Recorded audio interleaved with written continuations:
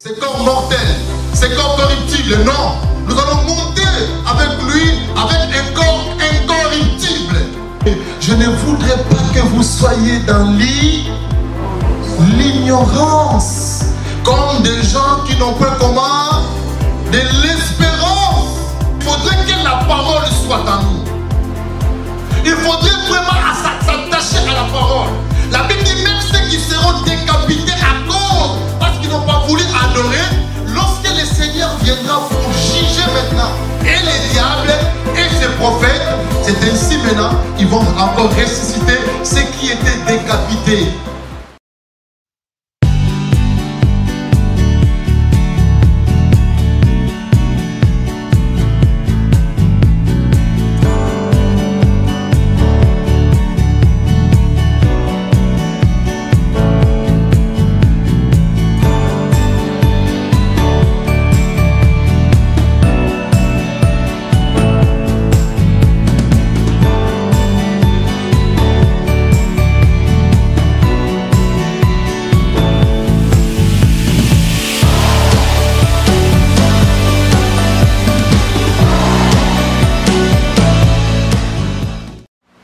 La mort est entrée dans la vie de l'homme. Et Dieu a dit que l'homme que j'ai créé, il ne va plus vivre longtemps. Il a mis la limite dans la vie de l'homme, la limite de 120 ans, que nous le connaissons bien. Et après 120 ans, si vous avez la grâce, la chance, vous passez 120 ou 121, 122, mais Dieu a mis 120. Après 120 ans, et l'homme va mourir. Il va retourner à la terre. Mais comme l'homme a été tiré de Dieu lui-même, parce qu'en réalité de l'homme, à l'homme, c'est l'esprit. Comme Dieu est esprit, l'homme aussi est esprit. L'homme a été tiré, il vient de Dieu. Moi et toi, nous venons réellement de Dieu. C'est pourquoi il a dit que l'homme a été créé à son image, selon ses ressemblances. Donc nous sommes vraiment tirés loin. C'est l'esprit qui est en nous là, c'est l'esprit de Dieu, c'est qui nous fait vivre. Et la mort est entrée dans la vie de l'homme. Et Dieu, dans sa pensée principale ou primitive, Dieu a voulu que l'homme puisse vivre. Dieu a fait tout possible d'envoyer son fils sur la terre. Vous le savez, dans Genèse chapitre 3, verset 15, là où le Seigneur a promis le salut dans l'humanité. Il a dit à la femme, celui qui sortira de toi, il écrasera la tête du serpent. Et il parlait de la prophétie de Jésus. À partir de ce moment, maintenant, Dieu a renouvelé encore, si je peux dire comme ça, un contrat avec l'homme. Pour que l'homme ne passe plus à la mort, il faudrait que l'homme accepte son fils, qui est venu en chair, qui a pris le corps humain. Il est venu sur la terre. Il a vécu sur la terre de vivant, comme tout homme. Mais lui qui était Dieu, il a dit maintenant à toute personne qui croira à mon fils, il passera de la mort à la vie. C'est-à-dire que la personne va retourner encore dans la promesse, dans la pensée primitive de Dieu. Au travers de son fils. C'est pourquoi j'aimerais encore insister là. Celui qui n'a pas le fils de Dieu en lui, la vie éternelle, il ne vivra pas ça. La Bible dit que la vie éternelle est seulement à ceux-là qui ont reçu son fils Jésus comme Seigneur et son Sauveur. L'homme encore a été épargné de la mort. C'est pourquoi la Bible nous parle que lorsque nous avons reçu le Seigneur et que nous allons vivre avec lui éternellement. Et la vie de l'homme, ça devient 120 ans. J'aimerais encore amener la pensée de tout et chacun. Comme je disais, j'avais parlé de la résurrection. Et il y avait beaucoup de doutes dans la résurrection. Mais Jésus-Christ lui-même a ressuscité. Et il a aussi vécu après la résurrection pendant 40 jours sur la terre. Il a fait la route avec les disciples d'Emmaüs. Il a rentré dans la chambre haute là où se trouvaient les disciples. Et il a parlé, il a donné encore des instructions après sa résurrection. Paul commençait à insister pour dire, réellement il y aura la résurrection des morts. Parce que nous doutons des fois cela. La société d'aujourd'hui nous dit, non, non, non, non, si quelqu'un meurt, c'est fini, il part. Non, non. Il y a encore une vie après la mort. Et mais les choix maintenant, nous devons faire le choix ici, sur la terre. Comme je vous ai dit, après la mort, toute cérémonie que nous pouvons faire, c'est zéro. Après la mort, les cérémonies qu'on peut faire devant les cercueils ou tout, c'est zéro. Si la personne n'a pas connu le Dieu vivant, il est perdant. Alléluia.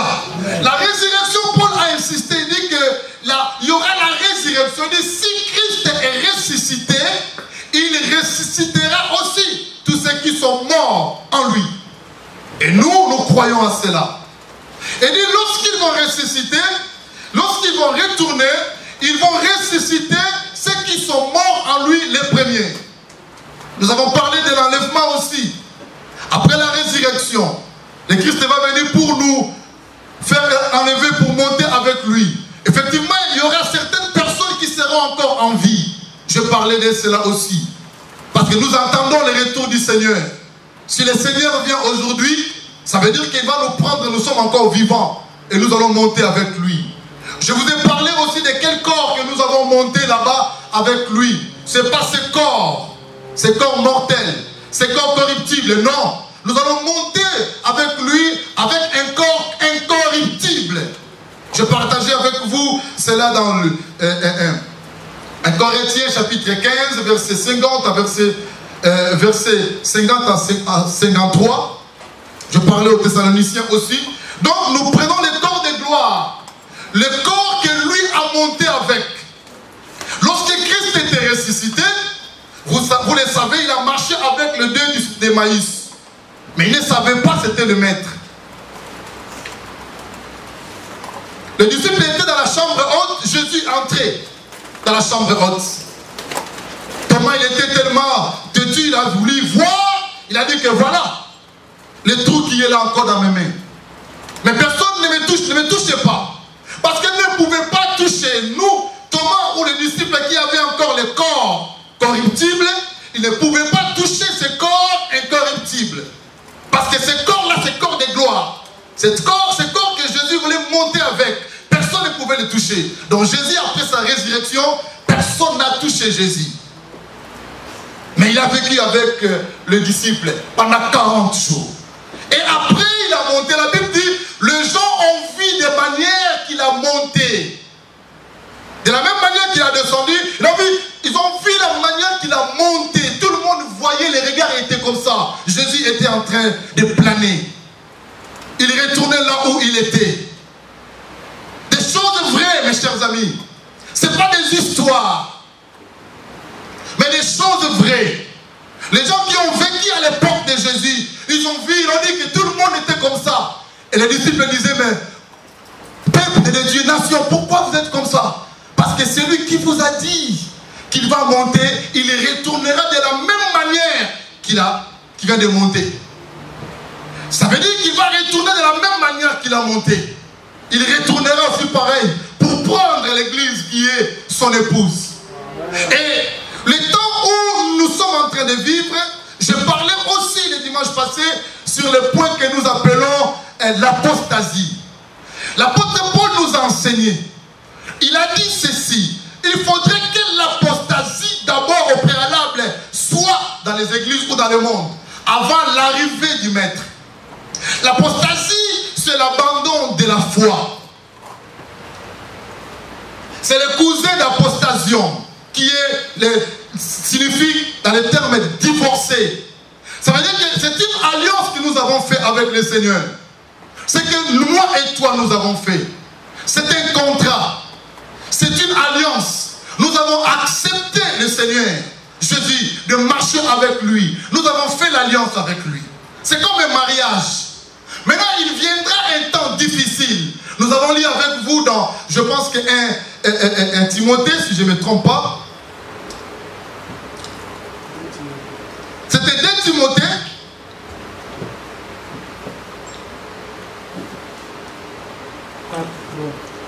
2 Timothée comme 3.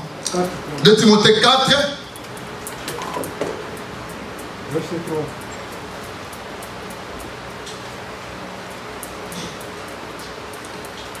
De Timothée 3 d'abord. On avait lu aussi 2 Timothée 4. Mais prenons 2 Timothée 3. Verset 1er. Soulignez, nous avons lu. Si c'est votre Bible. Nous avons dit ce que l'apôtre Paul toujours a écrit. Il a dit, sache que dans le dernier jour, il y aura des temps comment? Difficiles. Sachez, l'Église, dans le dernier jour, il y aura des temps difficiles. Il n'y aura pas la facilité dans tous les domaines. Et surtout pour ceux qui croient au Seigneur. Surtout pour ceux qui ont la marque de Jésus. Et le temps sera tellement difficile. Le temps sera difficile dans tous les domaines. Et ils ont cité toutes ces catégories de ces personnes. Les hommes seront égoïstes, amis de l'argent, fanfarons, hontins, blasphémateurs, rebelles à leurs parents, ingrats, irréligieux, insensibles, déloyaux, calomniateurs, intempérants, cruels, ennemis des gens du bien, traîtres, emportés, enflés d'orgueil, aimant le plaisir plus que Dieu. Le temps sera tellement difficile. Et c'est le temps que nous sommes en train de vivre. Lorsque vous verrez ce temps-là, il nous est dit, nous devons être prêts. L'Église doit être prête. Parce qu'il nous a déjà annoncé, le temps sera tellement difficile. Il n'y aura pas la facilité. Et dans ce moment-là maintenant, c'est le moment où l'apostasie va régner. Beaucoup vont abandonner leur alliance qu'ils ont fait avec le Seigneur. La Bible dit que l'amour de beaucoup de gens refroidiront. L'amour vis-à-vis, pas vis-à-vis des uns et les autres, mais l'amour vis-à-vis de Dieu. C'est pourquoi il a dit dans l'Apocalypse, il a dit que réponds-toi car je connais tes œuvres. Je connais tes œuvres. Mais il a dit que ce que j'ai contre toi, tu as abandonné comment? Ton premier amour. L'amour là sera refroidi. Les gens, il n'aura pas encore le temps de se donner dans le Seigneur. Parce que le temps sera tellement difficile. Les gens vont préférer les plaisirs de ce monde. Le temps, ça sera tellement difficile. Les ingratitudes vont se multiplier dans nos églises, dans la famille, dans la société. Le temps sera tellement difficile. Les gens vont devenir des irréligieux. Le temps sera tellement difficile. Les gens vont devenir amis d'argent. Il aimera l'argent plus que les enfants, plus que sa femme, plus que d'autres choses, même plus que Dieu. Le temps sera tellement difficile. Il y aura des guerres, des tremblements de la terre. Il y aura partout, les nations se lèveront contre les nations. Le temps sera tellement difficile. C'est le temps où nous sommes en train de vivre.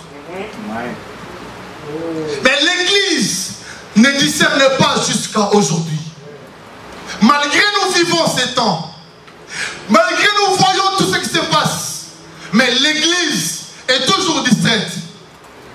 Je vous ai parlé de cela, de futilité. Mais chers amis, nous devons comprendre sur la terre ici, nous sommes que des passagers. Quelqu'un peut me lire, prendre-moi Job chapitre 14. Job 14, verset 1er seulement, rapidement. Qui a trouvé ça? Donc le temps sera tellement difficile. Nous devons comprendre que l'homme, celui qui a le souffle de vie sur la terre, nous devons commencer à comprendre. Nous ne resterons pas éternellement ici sur la terre. Job 14. Vous avez trouvé? Lisez, celui qui a trouvé. Lève-toi à lire à haute voix. Premier verset seulement. Très fort, Marie-Jo, s'il te plaît. Que votre cœur ne se trouble point. Job. Job 14. C'est pas du genre. Excusez. Qui a trouvé? Tu as trouvé? Job 14. Allez-y, papa Paul. 14, 18. Non, premier verset seulement. Premier. Job 14. L'être humain, né de la femme, sa vie est courte, mais pleine d'agitation. Amen. Là, j'aimerais amener la réflexion de chacun de nous. Il dit, dans la version Louis II, il dit, l'homme est né de la femme. Qui est né de la femme ici? Ah, tout le monde, nous sommes nés de la femme. Voilà maintenant ce que l'Éternel, ton Dieu qui t'aime, voilà comment il t'a annoncé. Il dit, l'homme qui est né de la femme. Sa vie est comment? Courte. Oh, sa vie est longue ou courte? Courte. Vous ne regardez pas bien. L'homme qui est né de la femme, sa vie est comme ça. Mettez ça comme ça, comme ça. Sa vie est courte. Et qu'est-ce qu'il dit encore? Pleine d'agitation. Pleine d'agitation. Ça veut dire que nous allons rencontrer beaucoup de problèmes dans la vie sur la terre. Notre vie sur la terre est pleine d'agitation, mais nous devons savoir que l'homme qui est né de la femme, sa vie est courte. Ici. Toi qui as des projets pour 2050, tu vois maintenant. L'homme qui est né de la femme, sa vie est courte. Nous ne savons même pas. La vie est tellement courte. Maintenant, c'est ça, l'homme qui réfléchit, il va chercher un abri. Parce que sur la terre, la vie que nous avons est courte. Je vous ai dit un jour que le livre de Job, d'Ecclésiaste, des Cantiques, tout ça, on appelle ça le livre de la sagesse. Lisez ça bien, le livre de Job, tout ça, vous allez vraiment acquérir encore la sagesse pour mieux marcher sur la terre ici. Voyez? Alors, la vie est courte. Aujourd'hui, je vais toucher un petit peu encore le point parce que j'avais voulu parler des œuvres. Et nous serons jugés selon les œuvres. Nous allons prendre un peu ce point-là aussi. Mais je voudrais vraiment conscientiser toute personne qui est présente ici de comprendre que la vie que nous amenons sur la terre, notre vie est courte. Maintenant, il y a une vie qui est longue. C'est cette vie que nous amenons ici. Maintenant, cette vie longue là, tu dois te préparer ça ici sur la terre. Lorsque tu es encore en vie, tu prépares ça ici sur la terre. Notre vie est courte. Regardez le Maître Jésus, le Seigneur de gloire. Juste 33 ans, il est parti. Les autres qui étaient avec lui n'ont pas voulu qu'il parte. Pierre a dit, Seigneur, à Dieu te plaise, restez avec nous encore. Tu es tellement un homme du bien. Regardez comme les disciples de Maïs ont rencontré Jésus. Ils commençaient à se marcher le deux. Un homme qui est venu vers rester Jésus. Il dit, mais qu'est-ce qui se passe ici à Jérusalem? Et il dit, oh, monsieur, toi tu es ici à Jérusalem, tu sais pas ce qui se passe. Un homme qui s'appelait Jésus de Nazareth. Il a dit un homme du bien. Il faisait des prodiges, des miracles. C'était un homme du bien, puissant en parole. Donc, le départ de Jésus, tout le monde était dans la tristesse parce qu'il était un homme du bien. Mais comme notre vie est courte sur la terre, et la vie, ça ne dépend pas aussi de nous. Ecclésiaste dit encore de verset 8. Il dit, qu'est-ce qu'il dit? L'homme n'est pas maître de son souffle pour pouvoir les retenir au jour du malheur. L'homme, Ecclésiaste 8. Il dit l'homme n'est pas maître de son souffle. Donc comme tu es là, tu n'es pas le maître de ton souffle. Tu ne peux pas s'opposer au jour de la mort. Tu ne t'opposes pas. Si Dieu a dit qu'aujourd'hui il décide qu'il va te prendre, même si on prie, même si on gêne, même si on fait descendre le feu Si Dieu a dit que je vais prendre ma fille, mon fils, il fera. Ce n'est pas ta prière qui va changer la décision de Dieu. S'il a dit, il n'y a pas la délivrance dans ces combats-là. C'est juste, hein? 8-8, hein? Il n'y a pas la délivrance dans ces combats-là. Quel combat? Combat de la mort. Amen. Amen. Alléluia, Église. Amen. Ce sont des messages que nous devons parler à l'Église. Ce sont des messages que nous devons préparer l'Église. Parce que notre vie est courte. Le matériel, on aura ça.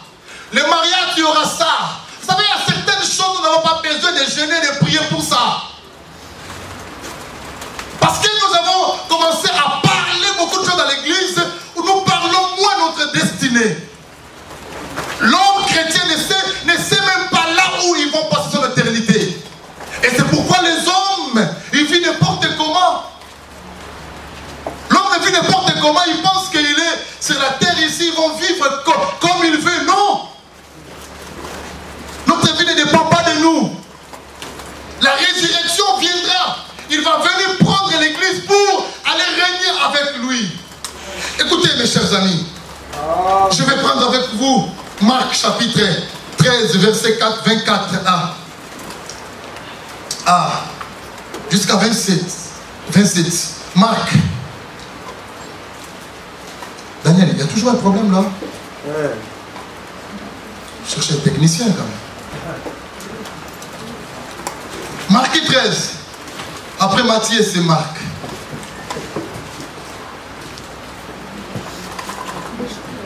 Alléluia. Seigneur, merci pour ta grâce et ta fidélité que tu as voulu que nous puissions entendre encore ces choses.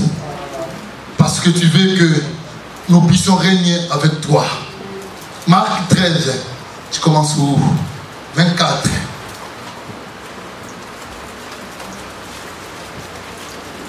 Il dit ceci, mais dans ces jours-là, le dernier jour, après cette détresse, le soleil s'obscurcira, la lune ne donnera plus la lumière, les étoiles tomberont du ciel, et les puissances qui sont dans le ciel seront ébranlées.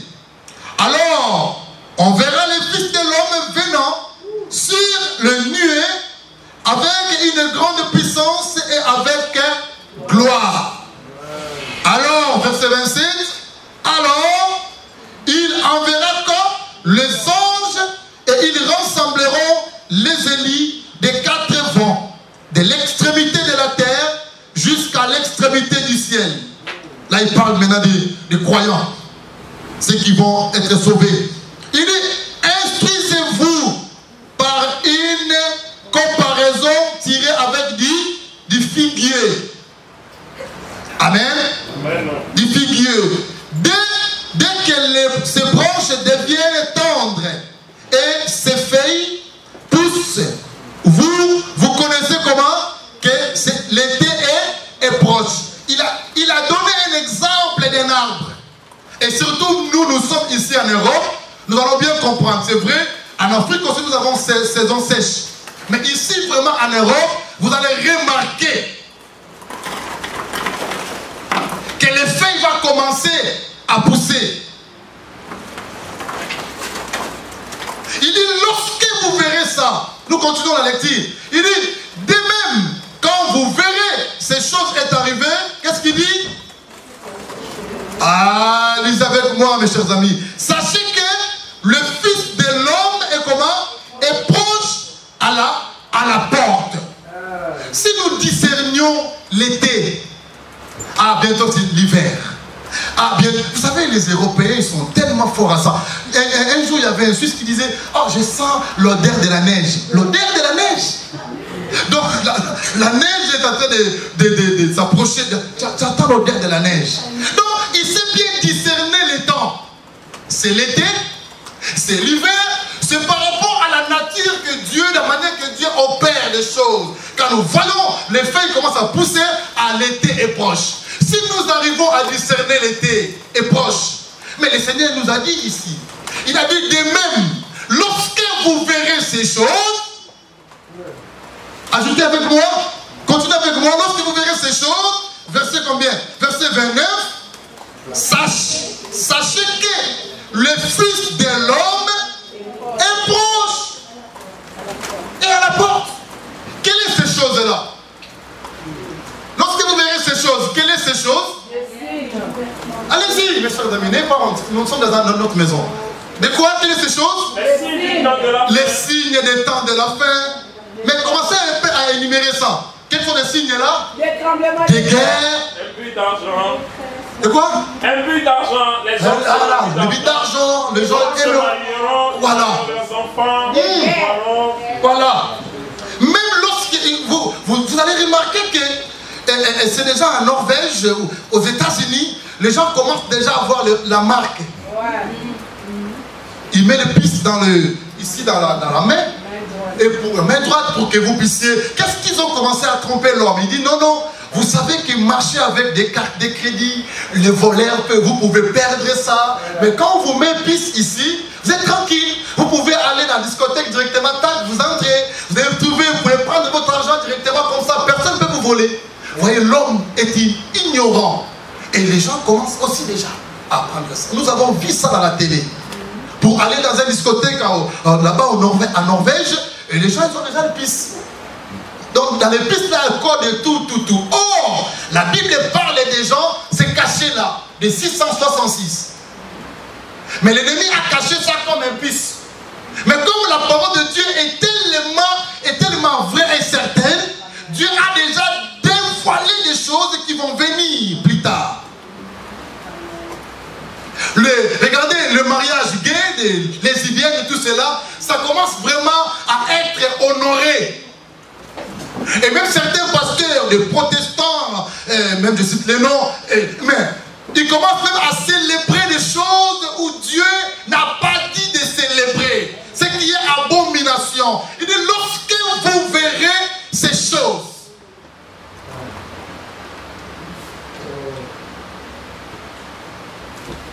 lorsque vous verrez ces choses, ma fille, sache que le Fils de l'homme est proche.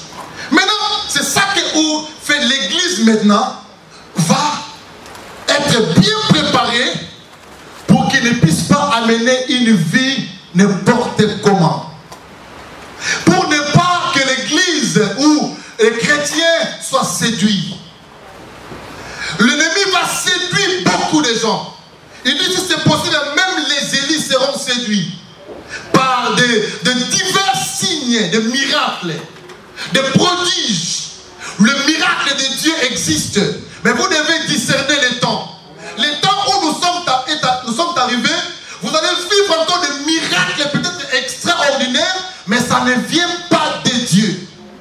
Juste pour séduire les gens. Vous allez remarquer des fois que dans certaines églises, la parole est moins prêchée, mais le miracle est dans l'abondance. La parole est moins prêchée, mais il y a des miracles extraordinaires. Vous devez faire attention. Il n'y a rien qui peut être au-dessus de la parole. Rien, mes chers amis. Les miracles extraordinaires qui vont séduire beaucoup de croyants. C'est pourquoi vous verrez, il y a des immigrations chrétiennes. Les gens qui partent de gauche à droite pour chercher quoi? Des fois des miracles, des fois des mariages, des fois de telle chose. Or, si vous gardez vous dans la parole, vous marchez avec la crainte de Dieu, tout ce que nous en avons besoin, nous aurons ça. Même lorsque nous avons ça, tout ce que nous avons besoin, mais nous allons aussi laisser ça. Tout est passager. Le temps de la fin. Et que chacun de nous va se préparer. Il a dit, continuez. Il a dit encore une chose. Verset 30. Je vous ai dit en vérité. Comment? Cette génération ne passera point que tout cela arrive. Donc, celui qui a dit ces choses, ce n'est pas Matthieu, ce n'est pas Marc, mais c'est Jésus. Le maître, l'auteur de nos vies. Le Seigneur des gloires, celui qui a créé le ciel et la terre. Les enfants vont devenir rebelles. L'ingratitude, ça va augmenter davantage. Même les parents vont accepter l'inacceptable. Ils vont accepter ça. Inacceptable. J'ai discuté avec une sœur. J'étais en train de les conseiller, de dire, je dis, mais comment vous vivez déjà ensemble avec ce copain ou bien quoi? Vous savez qu'est-ce qu'il a dit? J'ai demandé permission à papa qui m'a autorisé parce que j'ai des problèmes de papier. Vous voyez? Mais un papa chrétien, soi-disant, à cause du papier, vous voyez, c'est l'état difficile, n'est-ce pas? Donc, il a vu que sa fille, il passe des temps difficiles, a dit non. Donc, nous commençons à accepter inacceptable. Il laisse tranquillement sa fille vivre comme déjà de marié. Pourquoi? Parce que le mari a de papier pour protéger sa fille, parce qu'après ils vont se marier. Alléluia. Lorsque vous verrez ces choses, sachez que le Fils de l'homme est proche. Il nous met en garde. Il nous dit de préparer. Et même s'il a laissé l'homme 120 ans, mais c'est difficile dans le monde d'aujourd'hui que nous arrivons à 120 ans. Nous devons se préparer tous les jours.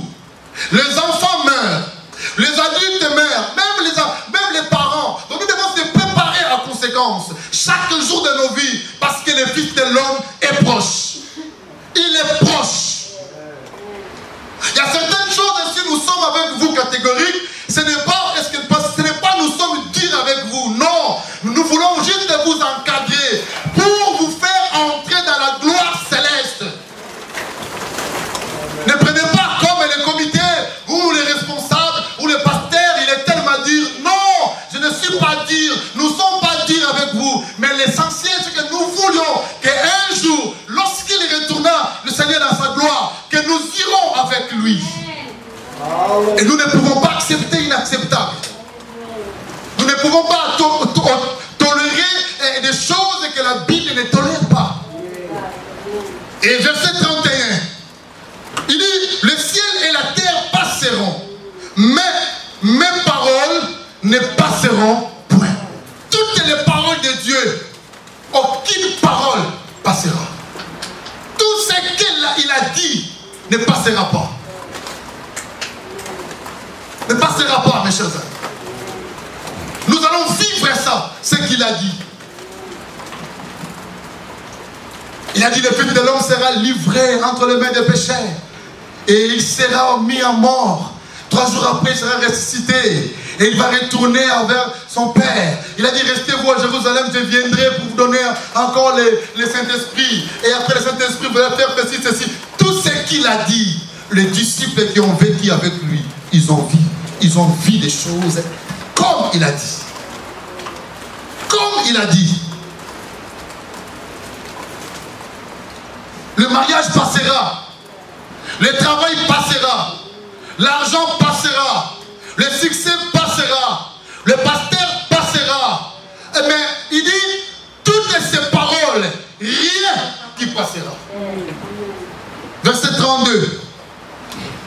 Pour ce qui concerne le jour et l'heure, personne n'est laissé. Nous avons lu ça en Matthieu, vous voyez, c'est encore ici en Marc.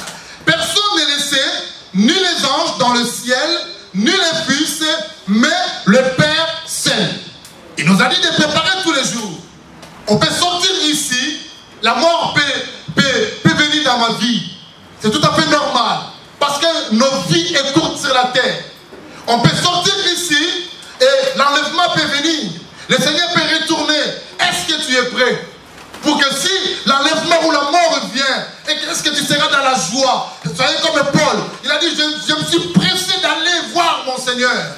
Il avait dégoûté la vie sur la terre. Il avait dit, je suis prêt d'aller voir mon Dieu. Je me presse même d'aller. Donc Paul, il s'est pressé de mourir. Donc il demandait même la mort. Parce qu'il était si qu'il a préparé son avenir. Comment les chrétiens ont peur de la mort. Comment les chrétiens ont peur de la mort. Parce que, c'est pourquoi l'apôtre Paul a dit que je ne voudrais pas que vous soyez dans l'ignorance. Comme des gens qui n'ont pas comment? De l'espérance. 1 Thessaloniciens 4. Je ne veux plus que vous soyez dans l'ignorance. Comme les gens qui n'ont point de l'espérance. Nous avons dit la connaissance. Nous avons l'espérance. Ni la mort, ni les tremblements de la terre, ni la tribulation, rien pourra nous séparer de l'amour de Christ. Amen. Rien. Rien. Parce que des fois nous oublions que nous sommes des mourants. Il y a une chose qui peut arriver à toi, il dit que niez Jésus. Et vous niez aussi Jésus. Mais quand vous niez Jésus, après cela, mais vous allez mourir aussi. C'est que c'est arrivé à Pierre. Il a renié le Seigneur 3 fois même. Il a dit, mais non, je ne connais pas cet homme. Il dit, mais non, quand même, tu parles comme lui. Cet accent que tu as là, c'est pas là, le nôtre. Hein. L'accent là, toi, tu étais encore avec lui. Il dit, monsieur, madame, je vous ai dit que je ne le connais pas. Il crie même. Il a fâché contre la dame. Je vous ai dit combien de fois que je ne connais même pas cet homme-là. Il avait peur de la mort. Il a oublié que demain, il peut mourir. 33. Prenez garde, veillez et priez. Voilà. Prenez garde, soyez prudents. Sois sage. Nous pouvons traduire ça aussi comme ça. Sois sage, sois prudent, veillez. Ne soyez pas dans la distraction. Donc vraiment, veillez-vous. Parce que il dit que prenez garde, veillez et priez, car vous ne le savez quand le temps viendra. Vous ne le savez quand le temps viendra. Mais oui, Seigneur, nous savons déjà, parce que tu nous as dit, dès que vous verrez ces choses, sache que je suis proche. Ah, le Seigneur est bon. Parce qu'il ne veut pas nous perdre. Il dit, veillez, priez, mes chers amis, priez. Vous savez, quand nous approchons de Dieu dans la prière, ça fait comme nous sommes en train de restaurer encore notre relation avec lui. Amen. Amen. Alléluia. Amen. Un mariage qui n'a pas beaucoup de dialogue, c'est un mariage qui peut... Comment je peux dire ça? Hein? Il peut vouer même à l'échec. Il peut courir le divorce. Il peut courir derrière le divorce. Il n'y a pas le dialogue. C'est comme la prière, c'est comme l'alliance que nous avons fait avec Dieu. C'est un mariage. Au moment où nous sommes en train de prier, Dieu nous révèle encore sa volonté. Dieu nous révèle encore les temps. Quand vous priez moins, ça sera difficile pour comprendre aussi ces choses. Parce que le monde va vous attacher. Et ça sera difficile pour séparer avec le monde. Mais au moment où nous sommes attachés avec le Seigneur, dans la prière, il nous révèle les choses. Il dit, mon fils, il dit, ma fille, prenez garde. Le temps est tellement mauvais. Le temps est mauvais. Le temps est mauvais. Le temps est mauvais. Où les gens dans l'église, ils cherchent de n'importe quoi. Où les gens, ils cherchent à voir si c'est comment.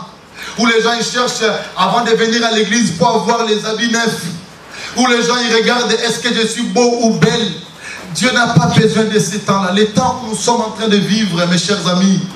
Oh Dieu, que Dieu puisse avoir pitié de nous.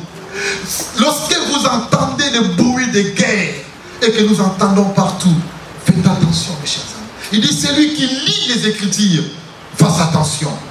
Verset 34.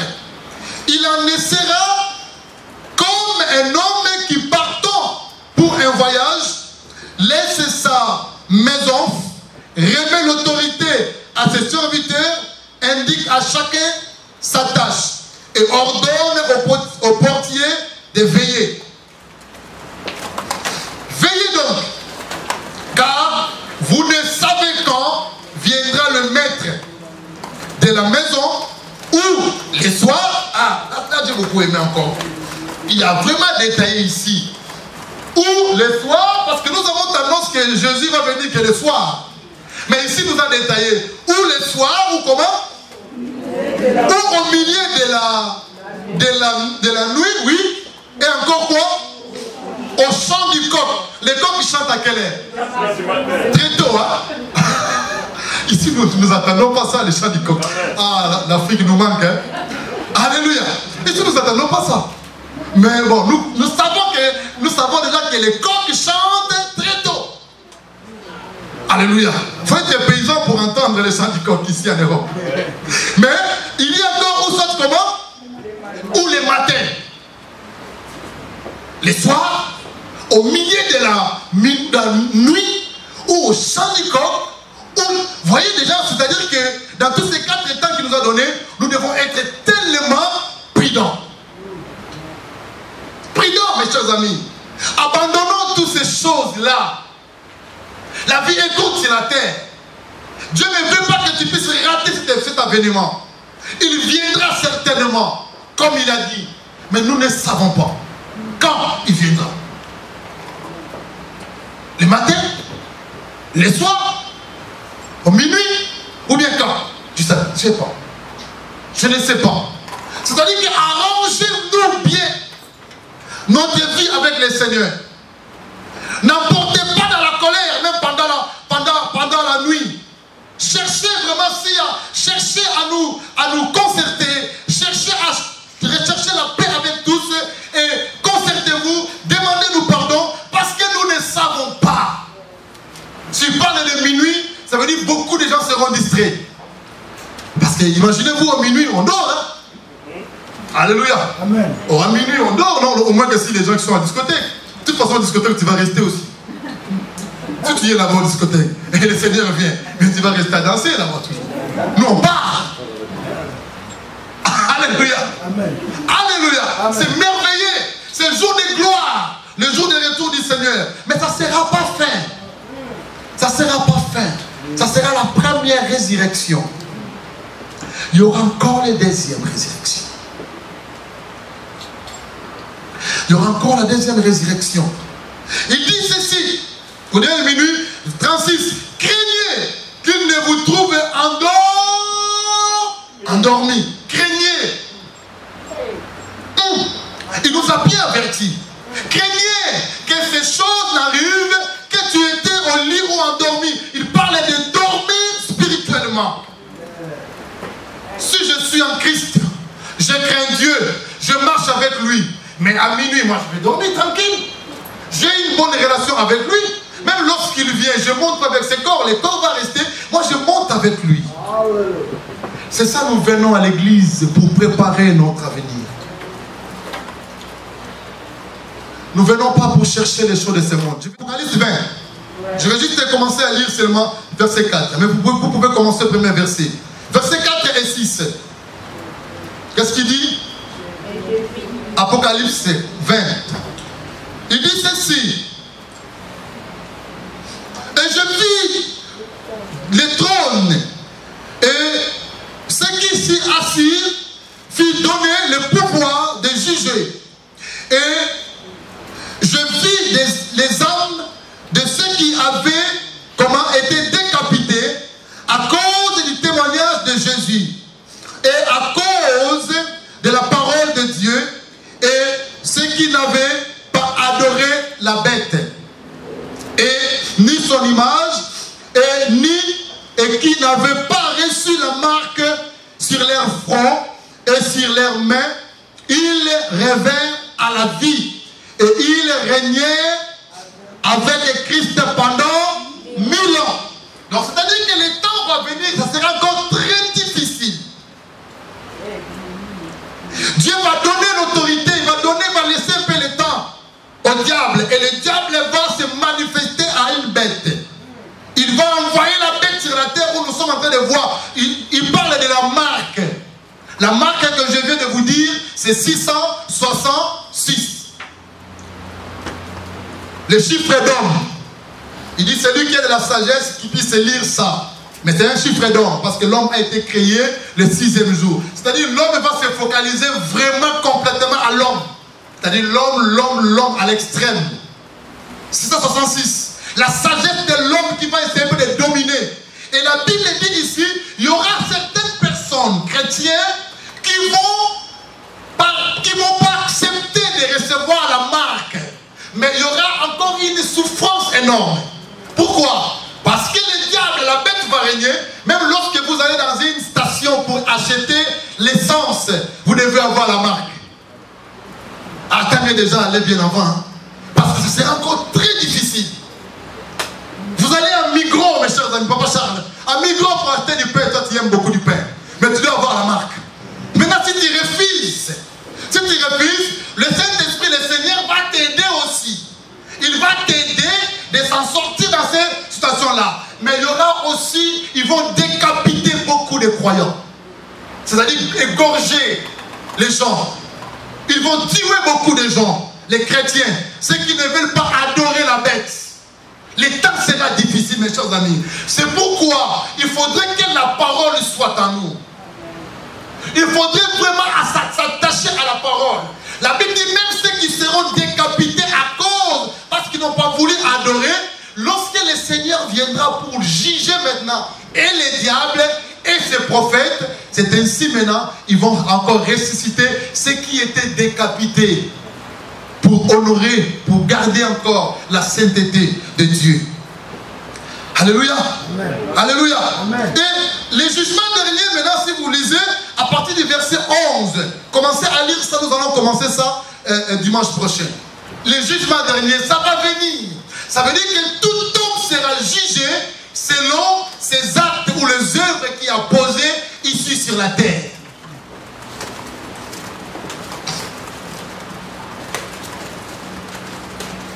Alléluia. Amen. Alors que j'étais en train de méditer cela, je disais que Dieu a un grand caméra. Un grand caméra. Ça veut dire qu'il nous voit tout.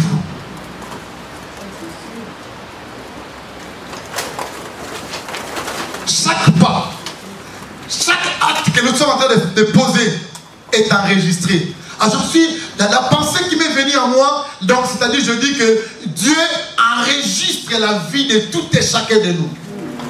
J'ai entendu un témoignage, je pense que c'était qui encore? Maman là, si maman Mouchaï là, c'est qui? Maman Domiti là.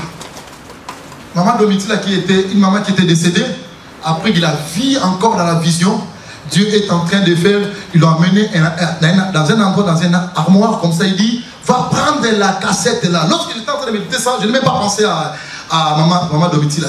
Mais au moment où je dis, ah donc Dieu, il enregistre tout ce que nous sommes en train de faire, de bien comme de mal. Il a dit à la maman là, va prendre la cassette. Elle a pris la cassette, elle a mis la cassette dans la télévision de Dieu là-bas. Et depuis que cette maman, elle était née, tout ce qu'elle faisait sur la terre était enregistré. Toi, je vais prier pour toi. Tu me vois après les kits. D'accord? Tout ce que nous sommes en train de faire sur la terre. J'aime bien une chanson que nous chantons à Lingala. Comment dirais-je ça, cette chanson-là? Ekoye bana, mokolo yango ya suka, na télévision ya nkolo. Ekoye bana, ça sera tout vie dans la télévision de Dieu ces jours-là. Toutes les œuvres que nous sommes en train de faire. Je dis, allez lire ça, le jugement dernier, et nous allons essayer de développer ça avec vous. Et nous parlerons aussi, c'est les 7 sceaux. Lorsque les trompettes sera sonnées, il y aura les 7 sceaux. Là, j'aimerais vous amener à quoi?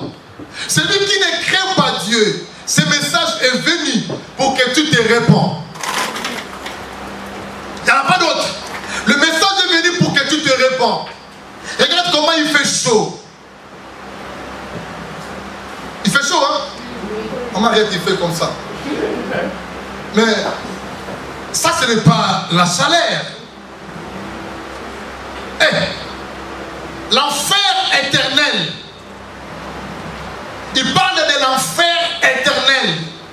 Ça veut dire que vous allez, les gens vont commencer à crier, il n'y aura pas de secours. Le feu éternellement. Nous ne voulons pas aller là-bas.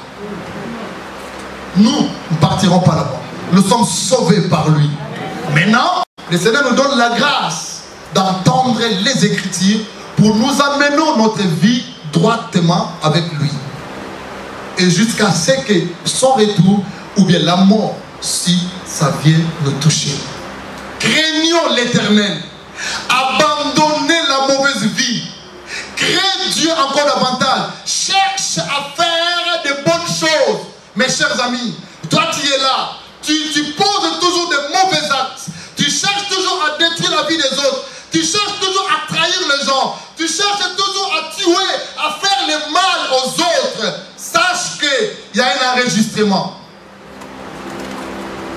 Est-ce qu'on peut dire enregistrement de Dieu? Que Dieu vous bénisse. Amen.